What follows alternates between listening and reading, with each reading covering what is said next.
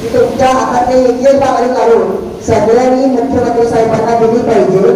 ते कमीपणा म्हणून नाही, तर या बायकाच्या जिथून लढायला लागल्या स्वाभिमानाची लढाई लढताय, तो स्वाभिमान फडणवीस साहेबांकडे यावा, तो स्वाभिमान इथल्या मतदारसंघातल्या उमेदवारांकडे यावा, नेत्यांकडे यावा, लोकप्रतिनिधींकडे यावा. म्हणून तुमची एक एक मागणी स्वाभिमानाची लढाई कशी लढावी त्या बायकांकडून शिकलं पाहिजे. इथल्या लोकप्रतिनिधींनी लोकांच्या हितासाठी उभा राहिलं सोडून इथल्या लोकांचे खिसे कापण्याचं काम, एजंटगिरी करण्याचं काम करताय. त्यांना जाणीव व्हावी, त्यांना स्वाभिमान जिवंत व्हावा म्हणून भगिनीला तुमची एक एक मागणी आवर्जून त्या लोकप्रतिनिधींना पाठवा. साहेब, माझ्या भाषेमध्ये हा शक्तीपीठ म्हणजे काय? आपण इकडे म्हणतो दुधाबाजार नाही, आम्हाला दुधाबाजार द्या, शेतीमालाला हमी द्या, ऊसाला एफआरपी वाढवून द्या. पण तिकडे न बघता शासन काय म्हणते, रस्ते पाठवतो, विमान पाठवतो, ह्या देतो, त्या देतो. म्हणजे आपण कामाला आम्ही सांगतोय सरकार माझ्या आमची चट्टी फुटते, पण सरकार म्हणते आम्ही चट्टी कशाला, आपल्याला टोपी घालतो.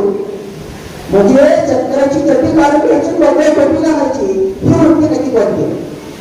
ज्या लोकांना सुरुवातीला शेतकऱ्याची हिताचं लढायला हवं होतं, ज्या लोकांनी तुमची माझी जबाबदारी घ्यायला पाहिजे, ते लोक आज तुम्हाला मला करण्यात जातात. आज प्रत्येकाच्या डोक्यावर टोपी आहे, ही डोक्यावरची टोपी घालून अशी डोळ्यावर लागते आणि आमचा नेता आहे, आमचा आमदार आहे, माझा सरपंच आहे, माझा जडपी सदस्य आहे, हे जर केलं तर हा आपल्या हातातला राग तोंडात जायला पाहिजे, तो नाकात गेल्याशिवाय राहणार.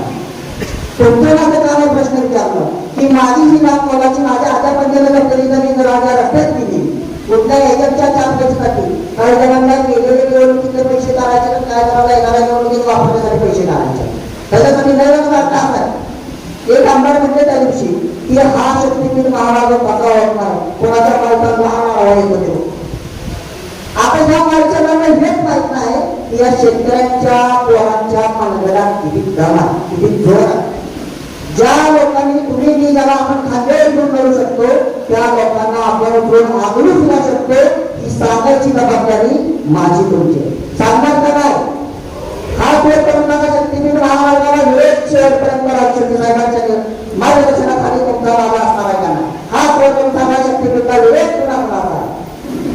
हा पुढे करून सांगा शक्ती साहेब वेळपर्यंत तुम्ही मैदानात आहे, तोपर्यंत आम्ही सगळे तुमच्या खांद्याला खांदा लावून सोबत आहे. शक्ती साहेब ही लढाई फक्त तुमची एकट्याची नाहीये किंवा भगिनीला ही लढाई फक्त तुमची एकट्याची नाहीये. आज तुमचं खरं तर अभिमानाने मला अभिमान वाटतोय की एक महिला, एक भगिनी, एक आई माझी इथे लढतीये. पण या तालुक्याचे लोकप्रतिनिधी बिराट बसलेत.